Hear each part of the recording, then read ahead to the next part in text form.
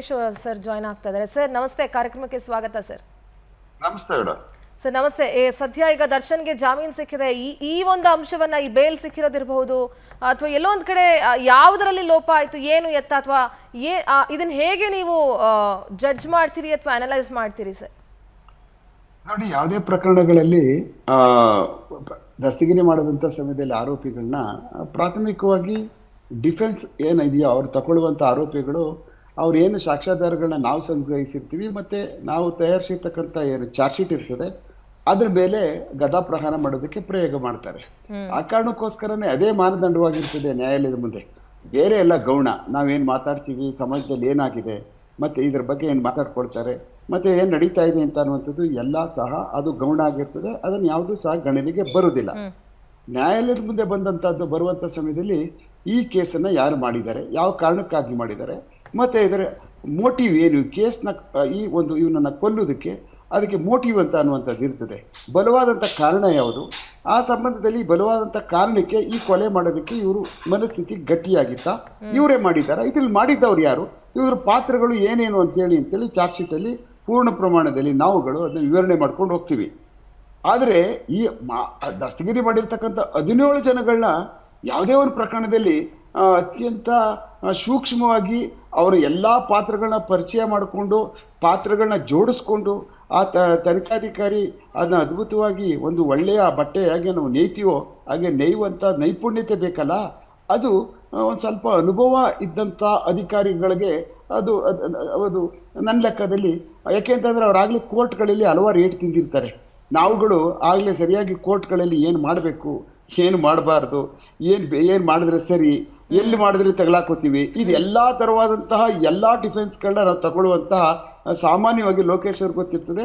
ಅತ್ಯಂತ ಎಚ್ಚರಿಕೆಯ ಕ್ರಮಗಳನ್ನ ನಾವು ಸಮಾಜ ಈ ಪ್ರಕರಣವನ್ನು ಅತ್ಯಂತ ಎತ್ತರದಲ್ಲಿ ಭಾಳ ಗಮನಿಸ್ತಾ ಇದೆ. ಆ ಕಾರಣಕ್ಕೋಸ್ಕರ ನಾವು ಎಲ್ಲೂ ಸಹ ನಮ್ಮ ಈ ಪ್ರಕರಣದಲ್ಲಿ ತಪ್ಪಾಗದೇ ಇರೋ ಥರದಲ್ಲಿ ಹಾಗೂ ನ್ಯಾಯಾಲಯಗಳಲ್ಲಿ ಎಲ್ಲೂ ಇವರಿಗೆ ಬೇಲ್ ಸಿಗಬಾರ್ದು. ಜಾಮೀನು ನ್ಯಾಯಾಲಯದಲ್ಲಿ ಸೆಷನ್ಸ್ ಕೋರ್ಟ್ ಇರ್ಬೋದು, ಹೈಕೋರ್ಟ್ ಇರ್ಬೋದು, ಮತ್ತು ಸುಪ್ರೀಂ ಕೋರ್ಟ್ಗೆ ಹೋದರೂ ಸಹ ಇದಕ್ಕೆ ಜಾಮೀನು ಸಿಗದೇ ಇರೋ ಥರ ದಾಖಲಾತಿಗಳನ್ನ ಮತ್ತು ಸ್ಟೇಟ್ಮೆಂಟ್ಗಳನ್ನ ಮತ್ತು ಅದಕ್ಕಿರ್ತಕ್ಕಂಥ ಸೈಬರ್ ಫೊರೆನ್ಸಿಕ್ ಸಾಕ್ಷ್ಯಾಧಾರಗಳನ್ನ ಹೇಗೆ ನಾವು ಜೋಡಿಸ್ಬೇಕು ಅನ್ನುವಂಥದ್ದು ಪೂರ್ವ ಸಿದ್ಧತೆಗಳನ್ನ ನಾವೆಲ್ಲ ತನಿಖಾ ಕಾಲದಲ್ಲಿ ಮಾಡ್ಕೊಳ್ತೀವಿ. ಹಾಗೂ ಹಿರಿಯ ಅಧಿಕಾರಿಗಳಿಗೆ ಸಂಬಂಧಪಟ್ಟಾಗೆ ಈ ವಿಚಾರದಲ್ಲಿ ನಾವು ಮಾತಾಡ್ತೀವಿ. ಆ ಸಮಯದಲ್ಲಿ ಇದೆಲ್ಲ ಮಾಡಿ ತನಿಖೆಗಳನ್ನ ಪೂರ್ಣ ಪ್ರಮಾಣದಲ್ಲಿ ಆಗಿ ಅದನ್ನು ತನಿಖೆಗೆ ನಾವು 6,000 ಹಾಕ್ತೀವೋ ಅದು 15,000 ಹಾಕ್ತೀವೋ, ದಟ್ ಈಸ್ ಇಮ್ಮೆಟೀರಿಯಲ್ ಇಶ್ಯೂ. ಅದೆಲ್ಲ ಗಣನೆಗೆ ಬರೋದಿಲ್ಲ. ಅದಕ್ಕೆ ನ್ಯಾಯಾಲಯ ಅದಕ್ಕೆಲ್ಲ ಏನು ಅದು ಜಾಸ್ತಿ ಬೆಲೆ ಕೊಡೋದಿಲ್ಲ. ದಪ್ಪ ಚಾರ್ಜ್ ಶೀಟ್ ಹಾಕ್ಬಿಟ್ಟವ್ರೆ, ಸಿಕ್ಕಾಪಟ್ಟೆ ಡಾಕ್ಯುಮೆಂಟ್ ಅವಪ್ಪ ಅವೇನು ಅನ್ನುವಂಥದ್ದು. ಆದರೆ ನಾವು ಅವ್ರು ಹಾಕಿರ್ತಕ್ಕಂಥ 17 ಜನದ ಒಂದು ಇದೇ ಸಾಮಾನ್ಯವಾಗಿ ಅವ್ರದ್ದು ಕಾಲ್ ಡೀಟೇಲ್ಸಲ್ಲಿ ಇರ್ತಾವಲ್ಲ, ಅದೇ ಮುಕ್ಕಾಲು ಭಾಗ ಆಕ್ರಮಿಸ್ಕೊಬಿಟ್ಟಿರ್ತದೆ ತನಿಖೆಯ ಭಾಗವನ್ನೇ. ನಾವು ಸಹ ಅದಕ್ಕೆ ನಂಬರ್ಗಳು ಕೊಟ್ಕೊಂಡು ಹೋಗಲೇಬೇಕಾಗ್ತದೆ. ಆ ಕಾರಣಕ್ಕೆ ಇದರಲ್ಲಿ ಎಷ್ಟು ದಪ್ಪ, ಎಷ್ಟು ಮುಖ್ಯ, ಯಾರ್ಯಾರವ್ರೆ ಅನ್ನುವಂಥದ್ದಲ್ಲ. ನೀವು ಮಾಡಿರ್ತಕ್ಕಂಥ ತನಿಖೆಯಲ್ಲಿ ಅತ್ಯಂತ ಯಶಸ್ವಿಯಾಗಿ ಹೇಗೆ ಆ ಸಾಕ್ಷ್ಯಾಧಾರಗಳನ್ನ ಜೋಡಿಸಿದ್ದೀರಿ, ಎಲ್ಲೂ ಲಿಂಕ್ ಇಲ್ಲದೆ ಇರೋ ಥರ, ಎಲ್ಲೂ ಒಂದೇ ಒಂದು ಲೋಷವೂ ಸಹ ಡಿಫೆನ್ಸ್ ಕೌನ್ಸಿಲ್ಗೆ ನ್ಯಾಯಾಲಯಕ್ಕೆ ತಿಳಿಸಿಕೆ ಎತ್ತಿ ತೋರಿಸೋದಕ್ಕೆ ಅವಕಾಶ ಎಲ್ಲಿ ನಾವು ಮಾಡಿಕೊಟ್ಟಿಲ್ಲ ಅಂತ ಅನ್ನುವಂಥದ್ದಿದ್ದಾಗ ಮಾತ್ರ ನಮ್ಮ ನ್ಯಾಯಾಲಯಗಳಲ್ಲಿ ಅದು ಹೈಕೋರ್ಟ್ಗಳಲ್ಲಿ ಜಾಮೀನುಗಳನ್ನ ನಿರಾಕರಣೆ ಮಾಡ್ತಕ್ಕಂಥ ಹಲವಾರು ಪ್ರಕರಣಗಳಿದ್ದಾವೆ. ಅದರಲ್ಲಿ ನನ್ನ ಪ್ರಕರಣಗಳು ಸಹ ಜಾಮೀನು ಸಿಗದೇ ಇರತಕ್ಕಂಥವು ನ್ಯಾಯಾಲಯಗಳಲ್ಲಿ, ಹೈಕೋರ್ಟ್ಗಳಲ್ಲಿ ಇದ್ದಾವೆ. ಆ ಕಾರಣಕ್ಕೋಸ್ಕರನೇ ತುಂಬ ಚೆನ್ನಾಗಿ ಮಾಡಿದ್ದಾರೆ. ಚೆನ್ನಾಗಿ ಮಾಡಿದರೆ ಬೇಲ್ ಸಿಗಬಾರ್ದಾಗಿತ್ತಲ್ವ, ಚೆನ್ನಾಗಿ ಮಾಡದೇ ಇರೋದಕ್ಕೆ ಬೇಲ್ ಸಿಕ್ಕಿದೆ ಅಂತ ನಾವು ಅಂದ್ಕೊಳ್ಳೋದು.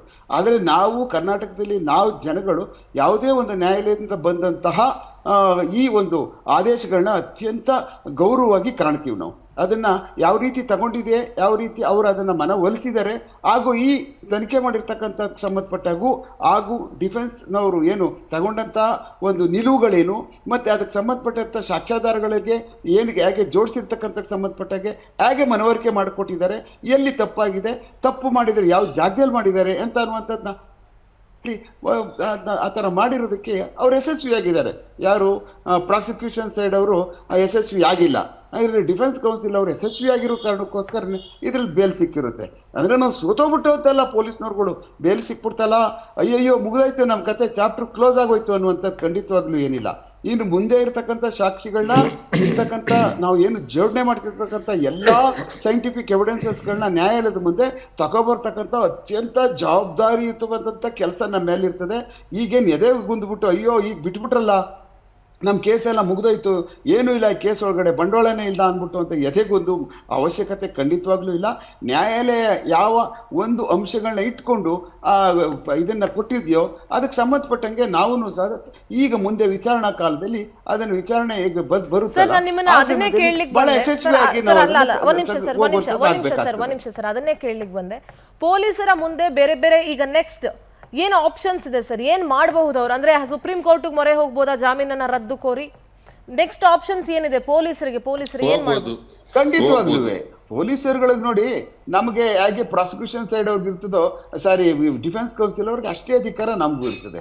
ಈಗ ಇವ್ರು ಯಾವ ಗ್ರೌಂಡ್ಸ್ ಮೇಲೆ ಅವ್ರು ಕೊಟ್ಟಿದ್ದಾರೋ, ಯಾವ ಗ್ರೌಂಡ್ಸ್ ಮೇಲೆ ಅವ್ರಿಗೆ ಜಾಮೀನುಗಳನ್ನ ಕೊಟ್ಟಿದ್ದಾರೋ ಆ ಕಾರಣಕ್ಕೆ ಕೊಟ್ಟಿರ್ತಕ್ಕಂಥ ಇವು ಅವು ಕೋರ್ಟ್ಗಳಿಗೆ ನಾವು ಅಪೆಕ್ಸ್ ಕೋರ್ಟ್ಗಳಲ್ಲಿ ಹೋಗಿ ನಾವು ಅದು ಮನವರಿಕೆ ಮಾಡಿಕೊಟ್ಟು ಈ ಥರದ ಒಂದು ಪ್ರಕರಣ ಇದು, ಆ ಕಾರಣಕ್ಕೋಸ್ಕರನೇ ಇದ್ರ ಜಾಮೀನನ್ನು ನಿರಾಕರಣೆ ಮಾಡಬೇಕು, ಇದನ್ನು ಈ ಥರ ನ್ಯಾಯಾಲಯದಲ್ಲಿ ಇದಕ್ಕೆ ಜಾಮೀನನ್ನು ನೀಡಿದೆ ಆ ಕಾರಣಕ್ಕೋಸ್ಕರ ಅಂತೇಳಿ ಅದನ್ನು ಜಾಮೀನನ್ನು ನಿರಾಕರಣೆ ಮಾಡಿ ಅಂತೇಳಿ ಅಂತ ಅವರು ಸುಪ್ರೀಂ ಕೋರ್ಟ್ಗೆ ಹೋಗಿ ಅದನ್ನು ಮಂಡನೆ ಮಾಡ್ಬೋದು. ಅಲ್ಲಿ ನ್ಯಾಯಾಲಯ ಯಾವ ಆದೇಶವನ್ನು ಕೊಡ್ತದೋ ಅದನ್ನು ನಾವು ಅನುಸರಿಸಲೇಬೇಕಾಗ್ತದೆ.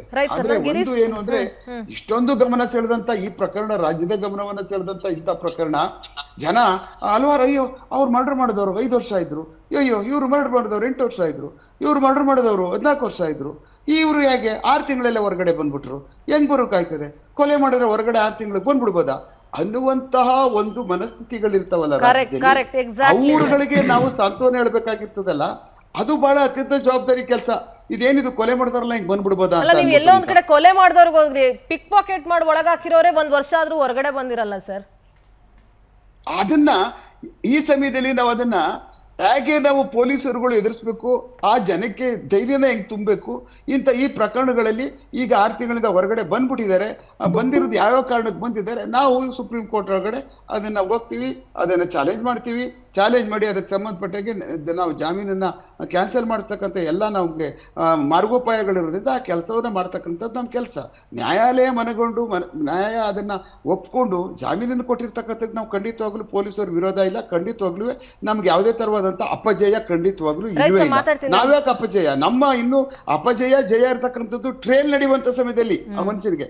ಈಗಾಗಲೇ ನೋಡಿದ್ವಿ ಅಪೆಕ್ಸ್ ಕೋರ್ಟ್ಗಳಿಗೆ ಹೋದಂಥ ಕೇಸಸ್ಗಳಲ್ಲಿ ಏನ್ರಿ ಎಲ್ಲ ಬೇಲ್ ಮ್ಯಾಟರ್ಸ್ಗಳೆಲ್ಲ ನೀವೆಲ್ಲನೂ ಸುಪ್ರೀಂ ಕೋರ್ಟ್ಗೆ ತಗೊಂಡು ಬೇರೆ ಕೆಲಸಗಳಿದ್ದಾವೆ, ದೇಶದ ಕೆಲಸ ಮಾಡುವಂಥದ್ದು ಸಿಕ್ಕಾಬಟ್ಟೆ ಇದ್ದಾವೆ, ಇದನ್ನ ಮಧ್ಯೆ ತಂದು ನಮಗೂ ಟೈಮ್ ವೇಸ್ಟ್ ಮಾಡ್ತೀರಿ ಅಂತೇಳಿ ಅಪೆಕ್ಸ್ ಕೋರ್ಟ್ಗಳು ಈಗಾಗಲೇ ವಾಪಸ್ ಹಾಕಿ ಕೆಲ ನ್ಯಾಯಾಲಯಗಳಿಗೆ ಆದೇಶ ಕೊಟ್ಟಿತ್ತು, ನೀವೇ ಕೊಡ್ಬೋದಲ್ಲ ಬೇಲ್, ನಮ್ಮ ಹತ್ರಕ್ಕೆ ಯಾಕೆ ಕಳಿಸ್ತೀರಿ ಅಂತ ಅನ್ನುವಂಥ ಉದಾಹರಣೆಗಳು ಈಗಾಗಲೇ ಕೇಸಸ್ಗಳನ್ನ ನಾವು ನೋಡ್ತೀವಿ. ಅದನ್ನೆಲ್ಲನೂ ಸಹ ನಾವು ಪ್ರತಿ ದಿವಸ ನೋಡ್ತಾ ಇರೋದ್ರಿಂದ ನಮಗನ್ನಿಸ್ತದೆ ಏನು ಜಾಮೀನು ಕೊಟ್ಬಿಟ್ಟಿದ್ದೆ ಕೇಸ್ ಗೆದ್ಬಿಟ್ರು ಅಂತ ಅಂಥ ಒಂದು ಅಪಜಯ ಅಂತ ಅಂದ್ಕೊಂಡು ನಾವೇನು ಹಿಮ್ಮೆಟ್ಕೊ ಕೂತ್ಕೊಳ್ಳುವಂಥ ಪರಿಸ್ಥಿತಿ ಖಂಡಿತವಾಗ್ಲೂ ಏನಿಲ್ಲ. ಅದು ನ್ಯಾಯಾಲಯದಲ್ಲಿ ನಡೀತಕ್ಕಂಥ ಒಂದು ಪ್ರಕ್ರಿಯೆ ಅಷ್ಟೇ. Right sir, right. ನಾ ಗಿರೀಶ್ ಸರ್ ಹತ್ರ ಮಾತಾಡ್ತೀನಿ ಸರ್. ಈಗ ಹಾಗೆ ಈ ಪೊಲೀಸರಿಗೆ ಹೇಗೆ ಆಪ್ಷನ್ ಇದೆಯೋ ಸುಪ್ರೀಂ ಕೋರ್ಟ್ ಮೊರೆ ಹೋಗ್ಲಿಕ್ಕೆ, ಸೊ ಈ ಕಡೆ ಈಗ ಆರೋಪಿಗಳಿಗೂ ಕೂಡ ಆಪ್ಷನ್ ಇದೆ ಅಲ್ವಾ? ಅಂದ್ರೆ ಈಗ ಬೇಲ್ ಆಗಿದೆ, ಈಗ ನೆಕ್ಸ್ಟ್ ಪೊಲೀಸರು ಏನಾದರೂ ಸುಪ್ರೀಂ ಕೋರ್ಟ್ಗೆ ಬೇಲ್ ರದ್ದು ಕೋರಿ ಅರ್ಜಿಯನ್ನು ಸಲ್ಲಿಸ್ತಾ ಇವರು ಈ ಹಂತದಲ್ಲಿ ಕ್ವಾಶ್ಗೆ ಹಾಕಬಹುದಾ? ಅಲ್ಲ, ಸ್ಕ್ವಾಶಿಂಗ್ ಹಾಕೋದು ಯಾವ ಹಂತದಲ್ಲಿ ಬೇಕಾದರೂ ಹಾಕೋಬೋದಾಗುತ್ತೆ. ಈಗ ಅಲ್ಲ, ಇವರು ಈ ಪ್ರಕರಣನೇ ನಮ್ಮ ಮೇಲೆ ಏನು ಸಾಕ್ಷ್ಯಗಳಿಲ್ಲ ಅಥವಾ ಇದನ್ನ ನಮ್ಮನ್ನ abuse of process of law ಮಾಡಿ ನಮ್ಮನ್ನ ಇಂಡಿಕ್ಟ್ ಮಾಡಿದ್ದಾರೆ, ಫಾಲ್ಸ್ ಇಂಪ್ಲಿಕೇಶನ್ ಮಾಡಿದ್ದಾರೆ ಅಂತೇಳಿ ಅವರು ಸ್ಕ್ವಾಶಿಂಗ್ಗೆ ಹೈಕೋರ್ಟಲ್ಲೇ ಹಾಕೋಬೋದಾಗುತ್ತೆ. ಬಟ್ ಏನು ಅಂದರೆ ಇವಾಗ ಪೊಲೀಸ್ ಅವ್ರಿಗೆ ಆಪ್ಷನ್ಸ್ ಇರೋದು ಸುಪ್ರೀಂ ಕೋರ್ಟ್ಗೆ ಹೋಗಬೇಕಾಗತ್ತೆ, ಅಲ್ಲಿ ಅವರು ರದ್ದು ಕೋರಿ ಅದನ್ನು ಹೋಗಬೇಕಾಗತ್ತೆ. ಇವ್ರಿಗೂ ಅದೇ ರೀತಿಯಾದಂಥ ಡಿಫೆಂಡ್ ಮಾಡಲಿಕ್ಕೆ ಅವಕಾಶ ಇದೆ. ಯಾರಿಗೆ ಈ ಅಕ್ಯೂಸ್ಡ್ ಏನಿದ್ದಾರೆ ಇವ್ರಿಗೆ, ಅವ್ರಿಗೂ ಇದಿದೆ. ಬಟ್ ಒಂದು ಈ ಹಂತ ನಾನು ಏನು ಹೇಳ್ತೀನಿ ಅಂದರೆ, ಈಗ ನೋಡಿ ಭಾಳ ಪ್ರಬಲವಾಗಿ ವಾದ ಮಂಡಿಸಿದ್ರು ಯಾರು, ಪ್ರಾಸಿಕ್ಯೂಷನ್ ಪರವಾಗಿ ಪ್ರಸನ್ನ ಕುಮಾರ್ ಅವರು ಭಾಳ ಪ್ರಬಲವಾಗಿ ವಾದ ಮಂಡಿಸಿರ್ತಾರೆ.